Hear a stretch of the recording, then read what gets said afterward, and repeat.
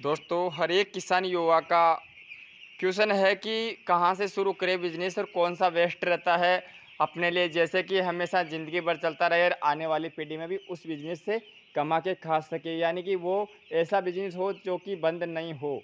तो आपको सभी किसान भाइयों को, सभी युवा किसान भाइयों को मैं बताना चाहता हूँ इस वीडियो के माध्यम से, जो कि आपको इस वीडियो को पूरा आपको वॉच करना पड़ेगा, तब आपको हर एक भी चीज़ समझ में आएगी। देखो दोस्तों, आपके लिए बिजनेस सब एक वेस्ट है।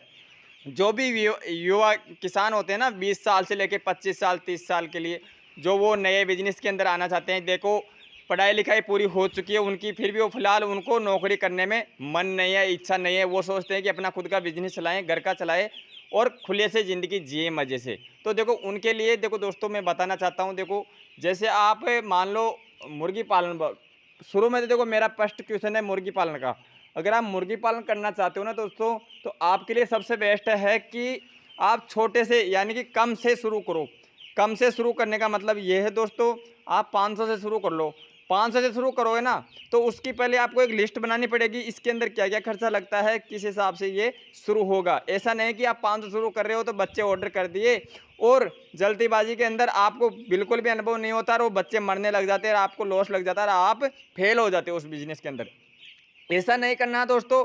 आपको फिलहाल, आप जैसे मान लो मेरी सोच है कि मैं पोल्ट्री लाइन में जाऊं, पोल्ट्री प्लेटफॉर्म पे जाऊं और उसके अंदर पैसा कमा के लाऊं, उससे ही पैसा कमाऊं और उससे अपने गृहस्थी आसानी से चलाऊं।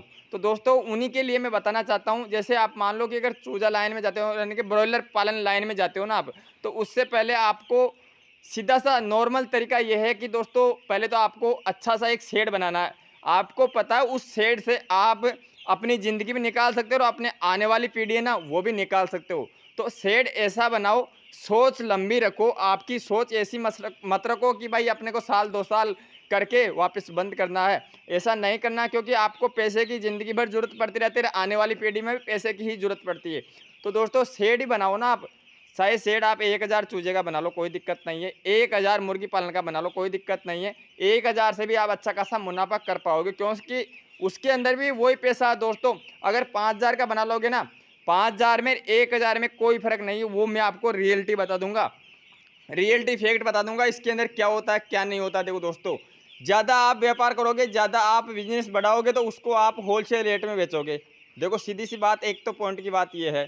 अगर आप कम की करते हो तो कम में तो ये होता है दोस्तों, जो अपने के हिसाब से चलता है ना प्राइवेट के अंदर, तो उसी हिसाब से चलता है। और आप कंपनी से जुड़ के चलाते हो, 5000 की पोल्ट्री खोल लो, कंपनी से जुड़ के चलाओगे तो उतना पैसा आपको प्राप्त नहीं हो पाएगा। वो मज़ा नहीं है, क्योंकि वो मज़ा इसलिए नहीं है दोस्तों, फिलहाल आपको मैं बता देता हूँ। देखो, एक तो आप कंपनी में जुड़ के काम करो और एक खुद का पर्सनल बिजनेस चलाओ, तो उसके अंदर बहुत फ़र्क रहता है। खुद का पर्सनल बिजनेस चलाने का मतलब ये है दोस्तों कि आप खुद का फीड खिला सकते हो। खुद का फीड ऐसा है कि मैं आपको आमतौर पे बता देता हूँ दोस्तों, 1000 बच्चों के अंदर 80 बैग लगते हैं।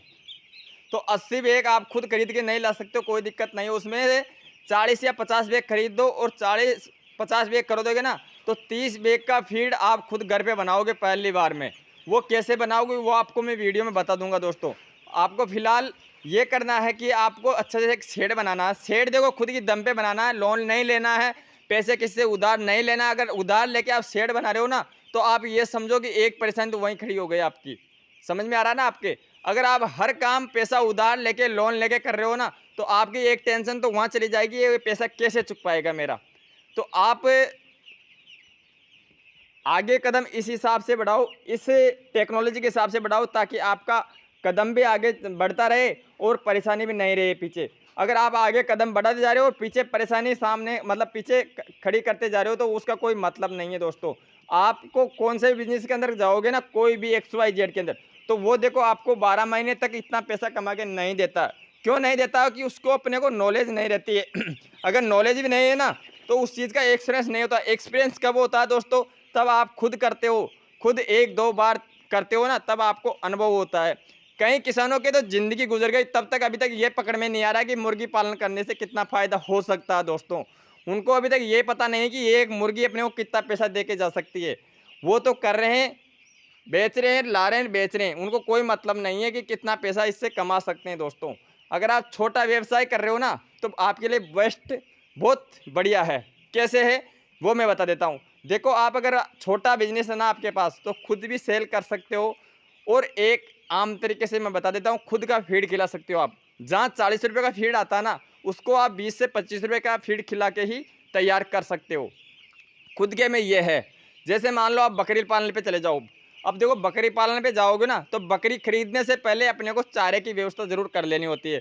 अगर पूरा फीड आप बकरी का मोल यानी कि खरीद के लाते हो ना, तो वो आपको बहुत नुकसान पहुंचाएगा। कैसे पहुंचाएगा कि वो आपके बचत बिल्कुल भी नहीं हो पाएगी। अगर मोल ला रहे हो और खिला रहे हो, मोल ला रहे हो खिला रहे हो, तो उसमें कोई नहीं, बिल्कुल भी पैसा नहीं बचेगा। वापिस आपको घाटा में ही जाए, घाटा ही देके जाएगा वो बिजनेस, क्योंकि आपके पास एक तो घर का फीड नहीं है। सबसे पहले बेस्ट ये काम है कि आप अगर घर का फीड बनाते हो ना, तो आधा पैसा तो वहीं आपका बच जाता है। देखो जानवर के, अगर आप कौन सा भी जानवर ले लो, बकरी ले लो, गाय ले लो, भैंस ले लो, अगर इन बिजनेस में करना चाहते हो तो आपके पास खेती होनी चाहिए 1 से 2 बीघा। उसके अंदर चारे की व्यवस्था हमेशा 12 महीना होना चाहिए, तब जाके आपका मुनाफा हो सकता है दोस्तों। वरना अगर आप खरीद के लाओगे ना, तो मुनाफा नहीं हो पाएगा।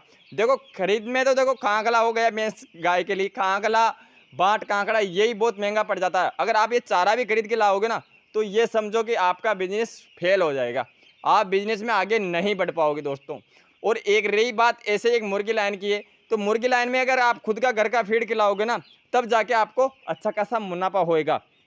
वरना हर चीज़ मोल ला के खिलाओगे ना, खरीद के ला के खिला के पाल पाल के इनको बेचोगे ना, तो आप पूरा जोड़ तोड़ लगा लेना, पूरी गणित लगा लेना, आप बिजनेस में फेल हो जाओगे और आपका दिमाग वहाँ से बाहर निकल जाएगा, भाई मेरे को ये करना ही नहीं है ये काम, क्योंकि इसमें घाटा होता है। तो आपको ये भी पता होना चाहिए दोस्तों कि अगर फेल हो रहा है तो किस वजह से हो रहा है, उसकी कमियां ढूंढो। आप अगर उसकी कमी ढूंढ लोगे ना, तो आप ऑटोमेटिक आगे बढ़ते चले जाओगे।